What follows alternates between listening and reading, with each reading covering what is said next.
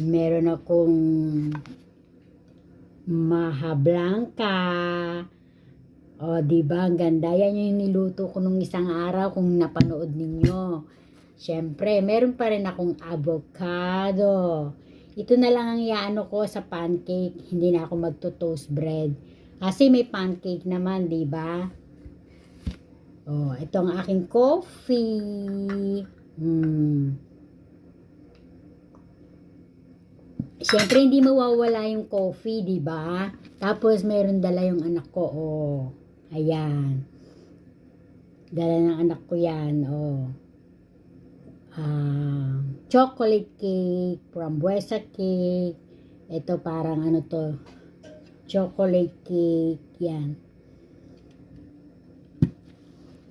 Alam nyo, pagka content creator ka ganyan, bago ka kumain, kailangan ano mo muna, papakita mo muna para matatakam sila sa sarap, 'di ba?